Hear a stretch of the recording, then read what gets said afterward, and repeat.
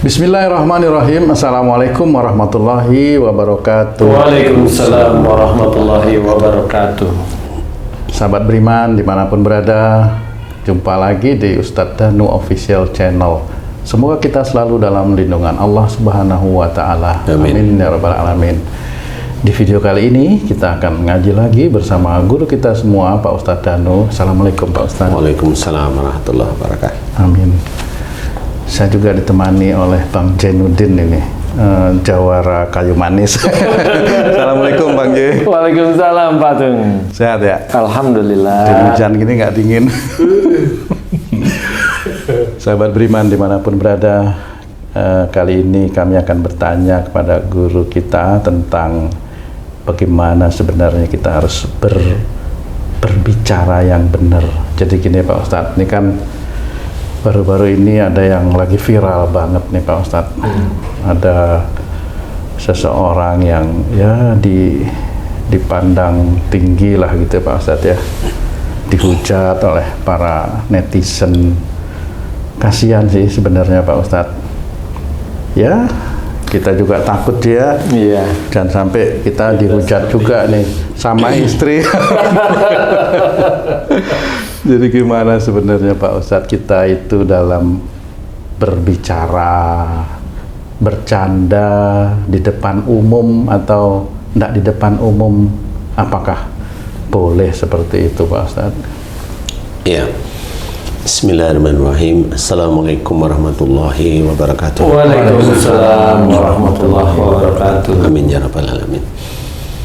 Ya memang di dalam berbicara kita itu memang harus ditata ya. Karena setiap saat itu apakah kita di dalam kehidupan kita menghadirkan Allah. Menghadirkan Allah itu apa? Yaitu istilahnya kalau kita mau beruntung, ya hadirkan Allah dalam segala hal. Gimana itu beruntung itu gimana? Beruntung itu kan ada dalam salah satu surat Al-Jumu'ah, yaitu wadhkurullaha katsiran la'allakum tuflihun. Dan banyak-banyaklah kamu mengingat Allah agar beruntung. Ya, beruntung itu maksudnya adalah masuk surga. Jadi harus difahami beruntung dalam kalimat Al-Jumu'ah, insya Allah itu masuk surga, beruntung. Kalau orang biasa bilang beruntung itu untung, uangnya banyak kan gitu. Ya, dagang dapat untung seperti itu Pak. Ya itu duniawi banget itu. Jadi beruntung itu adalah masuk surga. Berarti setiap saat kita harus menghadirkan Allah. Menghadirkan Allah itu yang gimana? Semua yang kita lakukan itu harus berpegang pada syariat Islam, ayat-ayat Quran, hadis-hadis Nabi yang sahih atau sunnah-sunnah Rasulullah, itu harus kita pegang.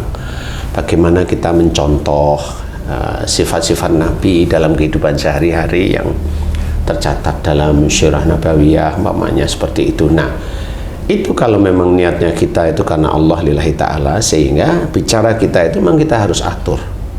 Contoh umpamanya Allah itu memberikan gambaran di dalam firman Allah surat Ali Imran, ceritakan fabi rahmati minallah lintalahum walakum tafadun qalidal qalbi lam fadu min halik fa'fu anhum wastaghfir lahum wasyawirum fil amri.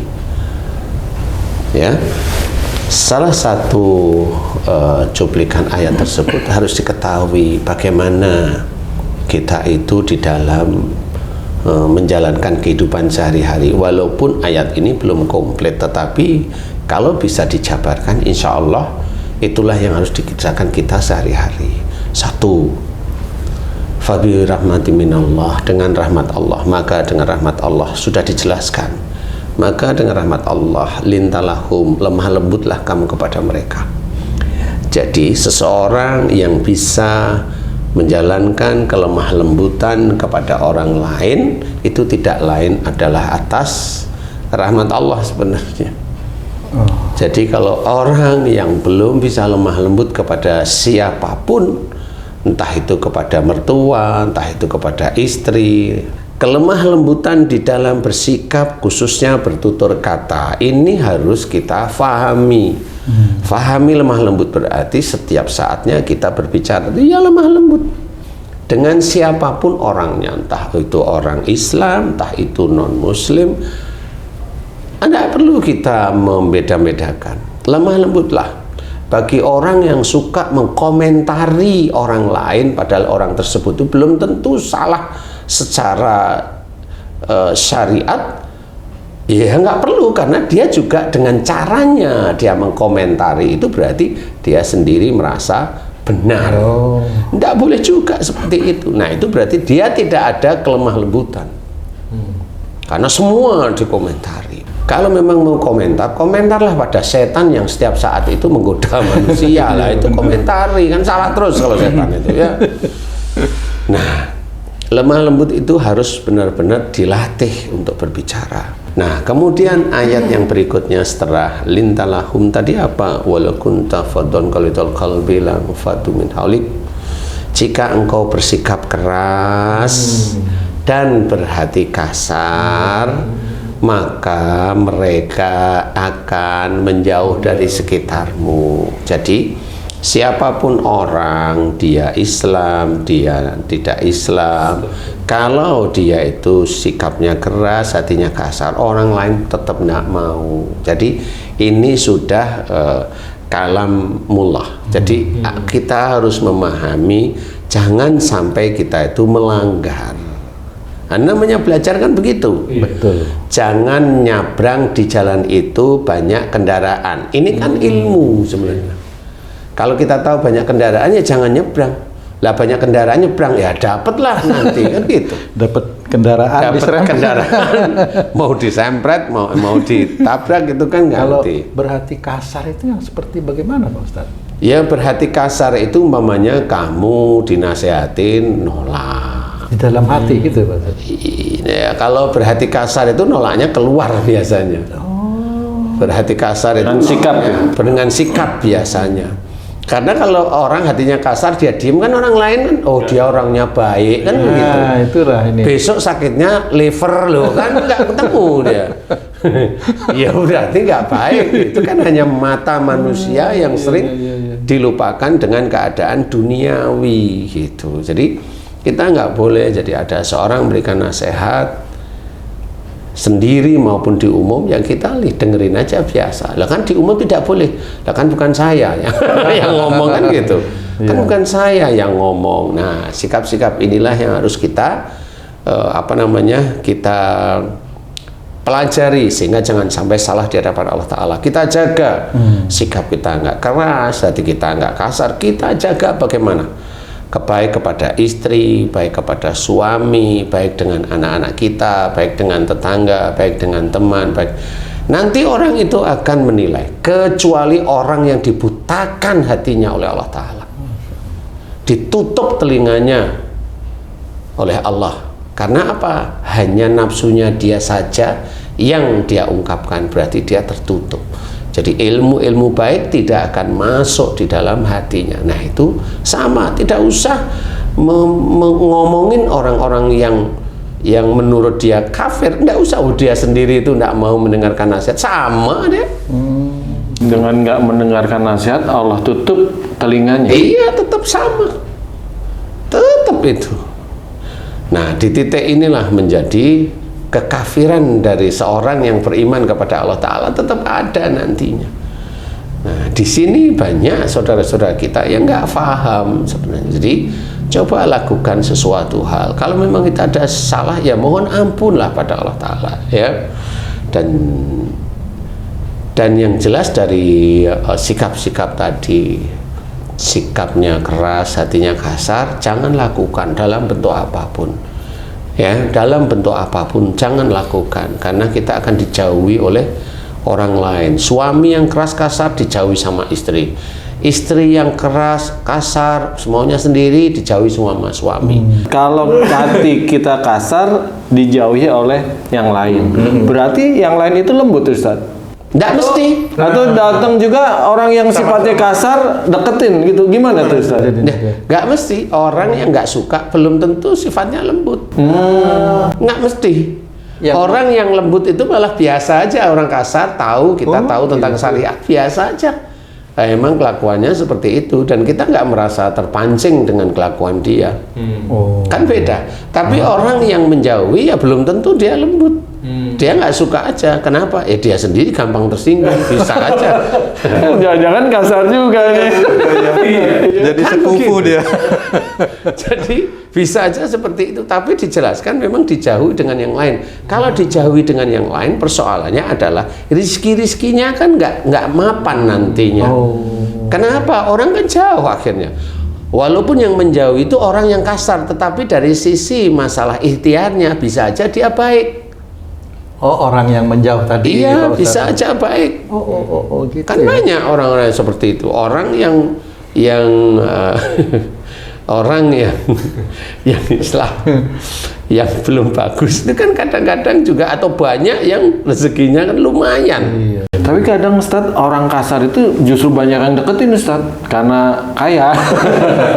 Itu beda lagi tuh, Ji. Ya itu karena kekuasaan gitu. kekuasaan. Nah, itulah orang yang mendekati orang-orang kaya atau orang mendekati orang yang punya jabatan, ini menyembah jabatan atau menyembah orang tersebut. Sama dia melakukan kesyirikan sebenarnya. Itu syirik. Mau di debat kayak apa, monggo, tapi saya bilang itu syirik. Gitu aja. Karena kamu sudah gandol pada dia itu untuk menjadi abdinya. Karena apa? Karena jabatannya. Karena apa? Karena hartanya. Menggantungkan nasibnya pada orang tersebut. Menggantungkan nasib pada panah aja tidak boleh. Itu namanya judi, judol. Kan gitu. Bener. Kan gitu ya, tidak boleh. Sekarang menggantungkan nasibnya sama HP Ustadz. Judol online. Janganlah ya. Itu jalan terbaiknya bagaimana Pak Ustadz itu? Yang mana ini? Antara ada orang yang berhati keras sama orang yang mendengarkan lari, atau malah tadi Pak Ustadz bilang kalau orang itu imannya baik malah dia diam senyum-senyum, itu yang terbaiknya yang bagaimana Nah, sebenarnya? kan udah jelas tadi. Yang diam aja gitu. Bukan masalah diem aja. Dia tetap harus belajar baik. Kan iya, gitu iya, ya. iya. Tetap harus belajar baik. Makanya ayat yang tadi surat Ali Imran tadi dijelaskan lagi. Fa'fu anhum, maafkan mereka. Jadi bagi seorang Islam yang belajar taat, kalau dia ditolimi, dia memaafkan. Itu orang Islam yang taat pada Allah Ta'ala. Kenapa kamu maafin? Padahal kamu dizolimi, diejek, difitnah dan sebagainya. Saya seorang Muslim, dia seorang Muslim. Saya membalas omongan dia yang dia sebenarnya nggak punya ilmunya, ikut salah saya, yang mending nggak usah aja. Karena Allah suruh memaafkan gitu. Karena Allah suruh memaafkan.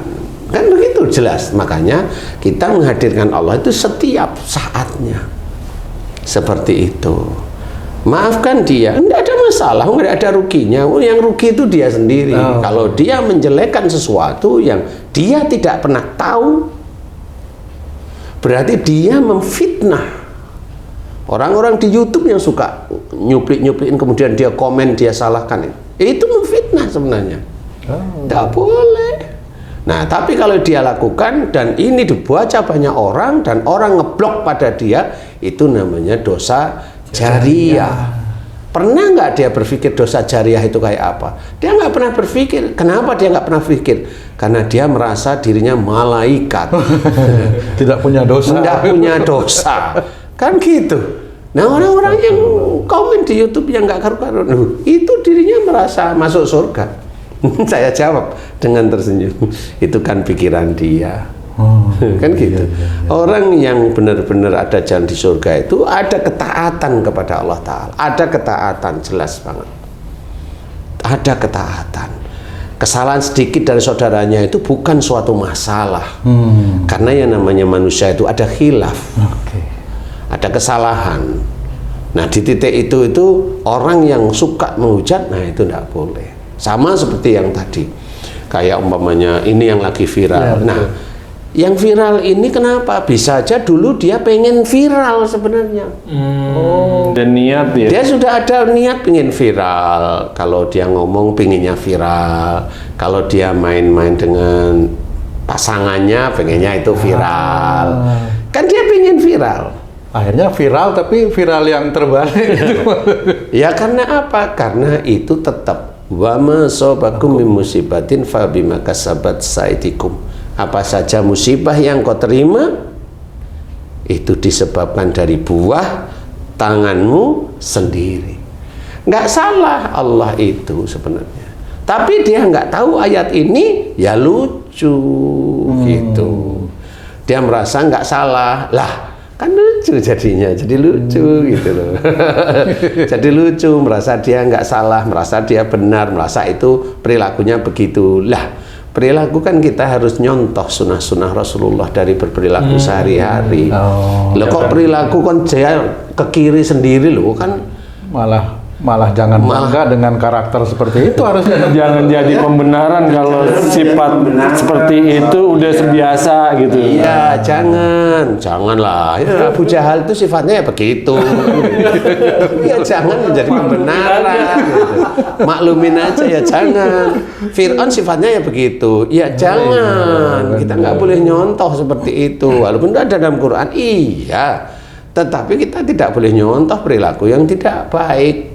Kita contohlah perilaku para nabi, insya Allah Rasulullah Muhammad Sallallahu Alaihi Wasallam yang sebagai uswatun hasanah, akhlaknya mulia, itulah yang kita contoh. Bercanda itu yang nggak usah vulgar, bercanda kok vulgar. Ya gimana? Orang itu kan ya dengar aja nggak suka. Umpamanya aku manggil Haji C, manggilnya kalau gelas kan nggak cocok gitu kan. Benar. Dengan cacatnya fisik orang dipanggil juga. Dengan cacatnya fisik orang dipanggil, jangan. Gini, maksud saya itu begini. Sebenarnya semua orang di muka bumi ini baru menjalankan takdir Allah. Siapa yang baru menjalankan takdir Allah? Oke. Kita cerita, kamu menjalankan takdir Allah sekarang, yaitu pensiunmu. Lu kan gitu? Betul. 5 tahun sebelum itu kamu menjalankan takdir Allah sebagai kapro, kan gitu. Itu kan takdir Allah. Iya. Dan kamu dibantu oleh para pekerja-pekerja di situ. Dia yang mengerjakan, ngangkut sak semen, dia ngaduk kalau memang itu kecil, itu kan dia baru menjalankan takdir Allah. Siapa yang bilang tidak menjalankan takdir Allah? Semua menjalankan. Semua menjalankan. Seorang suami berhubungan dengan istrinya, itu takdir Allah. Takdir Allah yang dilakukan apa? Sebagai menteri. Takdir Allah dilakukan apa? Sebagai utusan khusus presiden. Itu juga takdir Allah. Bukan berarti dengan takdir Allah seperti itu terus semena-mena, ya nggak bisa. Kita menjalankan hari ini bisa mencoba untuk memberikan kajian kepada saudara-saudara kita yang lain. Ini lagi menjalankan takdir Allah Ta'ala. Apakah kalau seseorang mencela orang yang lagi menjalankan takdir yang seperti itu sama dengan mencela Allah juga itu Pak Ustadz? Lah kira-kira mencela siapa? Oh, waduh. Kira-kira mencela siapa coba? Ayo coba. Iya, ngomong Allah ya. Iya, karena dia lagi menjalankan takdir. Kita bicara yang serius nih ya. Banyak nih kelompok-kelompok orang tertentu nih di Jawa nih. Kelompok orang tertentu atau daerah tertentu. Maaf sekali, maaf ya. Itu ngomong manggil orang atau ini dia pakai salun jing. Itu ngapain dia ngomong seperti itu? Ngapain coba? Kalau dia seorang Islam, ngapain kamu ngomong seperti itu? Itu kan manusia. Tahu nggak yang kamu sebut itu apa? Kalau manusia kamu sebut seperti itu, berarti dia lebih daripada Tuhan. Iya. Nah inilah orang yang paling syirik. Gak boleh, makanya memanggil seseorang dengan nama yang jelek itu dilarang di dalam Islam. Kan seperti itu, nggak boleh. Ya walaupun ada orang, mohon maaf nih, orang disuruh 2 tambah 2 berapa? Nggak pernah ngerti. 3 dikurangi 1 nggak pernah ngerti. Ya kita tahu kalau dia ini orang yang nggak ngerti. Masa dengan nggak ngerti kita itu selalu bilang goblok kan nggak boleh kita ngomong seperti itu. Dia baru menjalani takdir Allah, di mana takdir Allahnya adalah belum dititipi kepandaian. Kan seperti itu. Sehingga bicara kita juga tetap lemah lembut walaupun dia tidak tahu. Itulah yang harus kita kerjakan. Siapapun, jangan hanya ke atas saja kita munduk-munduk. Tahu munduk-munduk, hormat. Yang dihormati apa? Ya jabatannya. Ya boleh sebenarnya hormat, tapi jangan jabatannya apa? Orang. Loh itu masih boleh. Jabatan kalau masih menjabat, kalau nggak menjabat apa masih runduk-runduk? Ya masih lah.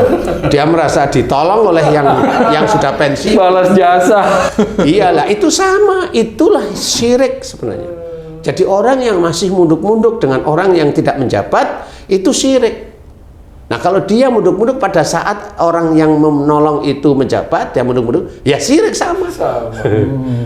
Dan itu dilakukan setiap saat. Syirik terus. Nah inilah yang jarang diketahui oleh seseorang. Karena di sini kita harus memahami tauhid itu kuat harusnya. Katanya pengen doa-doanya dikabulkan, tapi yang dilakukan kok keluar dari ajaran Islam. Kan seperti itu. Dia baru menjalankan sesuatu, makanya kita harus bercerita. Istilahnya jangan sampai orang kaya itu sombong itu boleh. Oh kamu aja melarat sombong, kan nggak bisa ngomong seperti itu, sulit kayaknya di mulut saya. Kan seperti itu kan sama seperti mau menyalahkan saudara-saudara kita yang memang lagi menjalankan takdir Allah, memang lagi belum cukup dari sisi harta. Ia tahu dia itu belum cukup, kan jangan diomongin seperti itu. Di titik ini kita juga sama. Saya diizinkan dakwah oleh Allah Ta'ala. Ya tidak boleh memandang sebelah mata siapapun orang. Tidak boleh. Semua manusia di muka bumi ini baru menjalani takdir Allah. Jadi jangan diejek, jangan dihina, jangan direndahkan. Jangan kita merendahkan yang ada di bawah kita, kemudian kita munduk-munduk dengan orang di atas kita. Itu namanya munafik. Nah kalau kita hormat kepada orang, dengan orang yang punya jabatan pura-pura nih ya, kita hormat. Dengan orang yang baru takdir Allah ya hormat sama. Ngomongnya ya baik. Nah ini baru nih malaikat raqib yang mencatat, insya Allah. Karena dia hormat bukan masalah di jabatan dan harta, tapi dia hormat karena manusianya ini ciptaan Allah yang memang kita harus hormat. Kan seperti itu. Di titik inilah istilahnya kita harus belajar. Siapapun orang itu dia baru menjalankan takdir Allah. Oh kan itu ada orang non muslim Ustaz, apakah kita juga harus hormat? Kenapa? Dia baru menjalankan takdir Allah yang walaupun dia bukan muslim. Iya. Ya harus difahami. Jadi kita belajar bagaimana hormat kepada siapapun, khususnya dengan orang-orang di bawah kita, karena pada saat kita dihadapkan oleh Allah Ta'ala dengan orang di bawah kita, itu ujian yang harus kita lalui dengan lulus insya Allah. Kan seperti itu. Jadi belajarlah yang baik, belajarlah yang baik. Jadi istilahnya apa namanya, katakan yang benar walaupun itu pahit. Pahit itu bukan seperti itu. Kan dia benar jual teh. Iya benar. Bukan itu maksudnya. Katakan yang benar itu maksudnya adalah ajaran-ajaran Islam.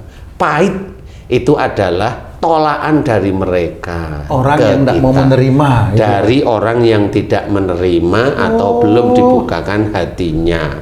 Bukan kita yang ngomongin kemudian dia merasa pahit, ya bukan. Bukan seperti itu. Coba amati, insya Allah kan benar nanti. Jadi jangan merasa benar sendiri, jangan. Harus belajar, insya Allah. Nah kalau kita memang benar-benar ingin belajar taat kepada Allah Ta'ala, belajar takwa pada Allah Ta'ala, sikapi kehidupan sehari-hari, hadirkan Allah ada di kehidupan sehari-hari. Bismillah jika melakukan suatu kebaikan, Bismillah, Bismillah, Bismillah. Kalau dosa, istighfar, mohon ampun kepada Allah Ta'ala. Kalau dosanya dulu-dulu tidak ingat, ya waktu-waktu tertentu mohon ampun tentang dosa-dosa yang tidak diingat sejak akhir baliknya hingga saat ini. Kan ada waktu-waktunya. Kalau memang kita itu lupa dengan rasa syukur yang dulu itu tidak ingat, ya bersyukurlah tentang sesuatu yang diberi oleh Allah Ta'ala yang kita tidak ingat. Bersyukurlah sekarang. Bertasbihlah pada Allah Ta'ala, pujilah Allah seperti itu setiap saat, setiap hari. Dan itu diajarkan oleh Rasulullah, diajarkan oleh Allah Ta'ala. Apa yang kurang? Belajarlah terus-menerus. Sehingga nanti ada Allah di hati kita, di pikiran kita, di tubuh kita, sehingga kita mau melakukan sesuatu hal yang tidak baik itu kayaknya nggak nyaman. Mau aja melakukan nggak nyaman. Mau melakukan apa? Mau suudon aja udah nggak nyaman. Apakah nanti Allah meminta pertanggungjawaban kita berupa mata ini dipakai untuk apa, mulut ini digunakan untuk apa, lidah ini untuk apa? Apakah itu nanti diminta pertanggungjawaban oleh Allah? Oh, jelas. Makanya adanya neraka itu apa yang disiksa? Masa rumah kita yang disiksa? Kan enggak, ya tubuh. Tubuh yang melakukan dosa. Yang melakukan dosa, mulut yang nggak pernah ngomong baik. Dia ngomong baik tapi biar kelihatan baik, iya nggak gunanya, nggak ada gunanya itu mulut. Kalau sendiri aja nggak bisa ngomong baik, apalagi untuk orang lain ya. Ya, gini Ji, nih, ini diceritakan dalam Quran, ya. Kabura maqtan indallah yang taqulu ma la taf'alun. Kemurkaan Allah amat dekat dengan orang yang menyuruh orang lain berbuat baik tapi dia tidak melakukan. Ini Allah itu murka. Allah kalau bilang murka berarti orang ini pasti masuk neraka, pasti nih. Padahal dia menyuruh orang baik. Tapi kalau namanya mulut, dia itu mulutnya ndak ada baik-baiknya, itu Allah sudah nggak murka lagi. Sudah nggak tahu itu gimana. Gitu. Lah orang yang nyuruh berbuat baik dia tidak melakukan, Allah murka. Lah ini malah ngomong yang nggak karu-karuan. Dinasehatin, ngeyel, kan gitu. Nah, ciptaan Allah itu rasa bersyukurnya tentang mulut ini ya bicaralah yang manfaat. Tapi kalau seorang bicara kelihatan manfaat agar dia itu dihargai orang, ya nggak ada apa namanya, nggak ada nilainya di hadapan Allah Ta'ala. Karena dia mencoba untuk apa namanya, kalau orang sekarang itu mempengaruhi orang lain atau apa namanya itu menaikkan tingkat itu apa namanya? Pencitraan. Ini nggak bisa karena hatinya itu tetap dibaca oleh Allah Ta'ala bahwa dia pencitraan walaupun yang diomongan kelihatannya baik. Di mata manusia baik. Nggak, Allah itu sangat jeli. Semua tergantung niat. Innamal a'malu bi niat. Itu jelas dari niatnya. Dan niat itu tersirat dalam hati, jelas dia mau apa. Jadi itu nggak bisa ditolilir istilahnya. Jadi kalau dia itu ya biar kelihatan dia hebat, dia ngomong lah dia depan orang. Tapi kan omongannya nggak dinilai oleh Allah Ta'ala, nggak menjadi pahala. Kenapa? Ya karena nggak ada ininya. Seperti itu. Jadi niatnya dia sudah pencitraan dan sebagainya, dan agar orang itu melihat dia begini begitu yang kelihatan baik. Nah, itu kita belajar untuk tidak. Karena di dalam kita sedekah pun kita belajar untuk tidak bercerita bagaimanapun. Belajar untuk tidak bercerita sampai akhir hayat kita itu belajar.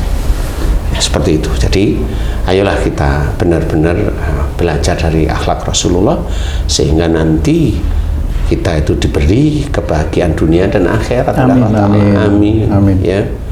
Wallahu a'lam. Alhamdulillah. Terima kasih banyak Pak Ustadz penjelasannya.